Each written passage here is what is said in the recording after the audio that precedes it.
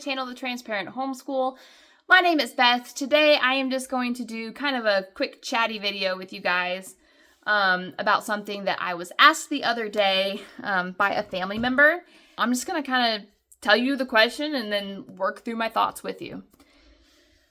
As a homeschooling parent, we have a certain level of protection that we can provide around our children. And I feel like that is a huge reason why a lot of parents choose to homeschool. And I'm not just talking about physical protection. I'm talking about emotional protection, mental protection, spiritual protection, all of that.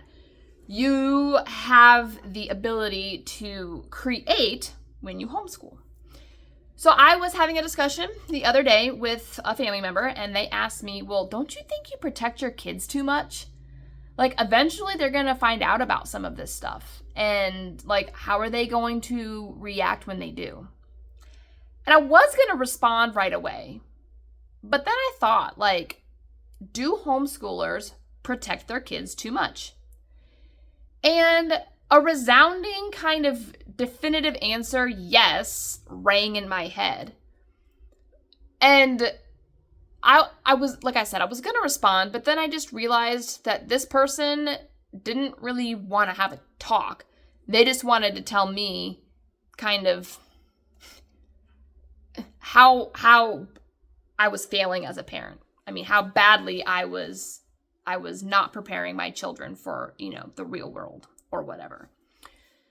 So I was just kind of, after the conversation, I was really thinking about this. Do homeschoolers overprotect their children? And the answer is yes. But I think it's because we realize the alternative.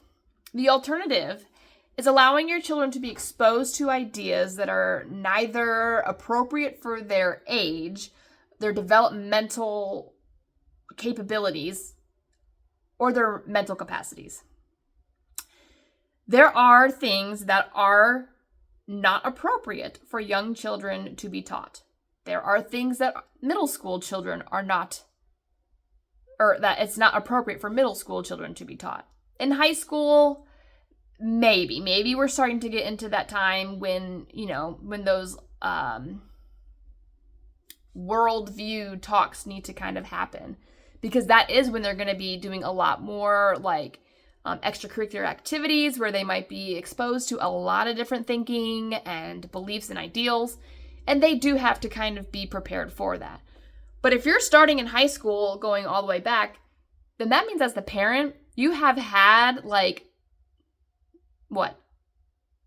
13, 14, 15 years of protection and discussion to get them to this point where they can then go forth into the world and hopefully kind of understand how the world is working at the moment. Now, does this mean that they are somehow that's like a neglect thing? Absolutely not. I would argue it's the opposite. If you are allowing children to be exposed to ideas that are not appropriate for their developmental age or their mental age, I think that's abuse. I think that's neglect, because you are not looking out for that child's well-being. I don't care what topic it is. I don't care what you say.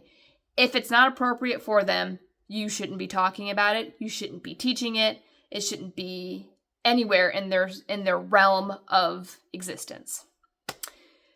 That aside, I think there is something so refreshing, something so special about a homeschooled student who has been protected being in a circle of children who were not protected to the level that I suppose homeschool can offer.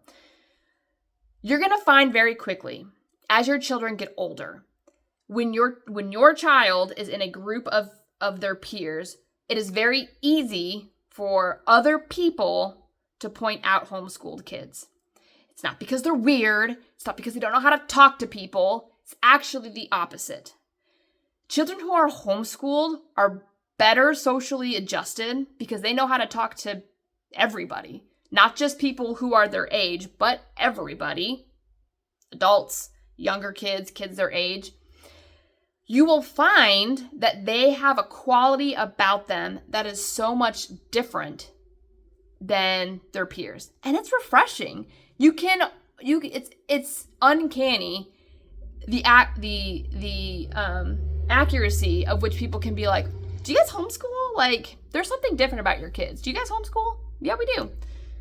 I have had it said to me multiple times in lots of different social settings, family get-togethers, meet and greets, those kinds of things. So we're going from like a situation where everybody knows us to a situation where nobody knows us. And they come to me and they're like, man, your kids, they behave really well. Like, do you guys homeschool or something? Yeah, we do. Is this the case for all homeschooling families? I don't know. I don't know every single homeschooling family. But the homeschool families that I have contact with all have this idea. I don't want my kids knowing things that they shouldn't. I don't want my kids being taught things that they shouldn't. And the only way to do that is to protect them. Can you imagine a world in which our young kids, and I'm talking elementary aged kids, are protected against information that is not appropriate for them? They're not ready to understand some of these like higher level topics. They're just not. So to ask a 6-year-old, a 7-year-old, an 8-year-old, a 9-year-old to understand these things, like, why? So when I protect my kids, it's for their best interest because I know the alternative. And that's all that I say. So when my family member asked me, do you think your kids are too protected? I said, yes, they are. And I've seen the alternative, and that's why I protect my kids. It was a very abrupt response, but it kind of ended the conversation because there was no way to go on from there without things getting heated, maybe people getting offended. Not me. It takes a lot for me to get offended. But like, that's what it's about. So should homeschoolers protect their kids? That's kind of the point. It's kind of the point of teaching your children. You have the right. Let me say that, the right to teach your children at home and to protect them from things that you do not believe they are ready to know or be exposed to. And if you're kind of just like, we'll see how this goes, then you're not doing a very good job of protecting that right. Are there times when I feel embarrassed that I've protected my kids too much? No. Always a good idea to tell your child why they can't watch something, why they can't read something, why they're not allowed to listen to something or hang out with a specific person that they want to. You can explain why if you want to. I find that helps because it allows them to see I am protecting them from something that's going to do them harm down the road. Isn't that what all parents want, to protect their kids? Well, then do it. That was just a really quick video about something that kind of, like, it was a question that was posed to me, and it really took some thinking to kind of work through all of it. Because at first, do I protect my kids too much? Like, I was kind of ashamed to say yes at first.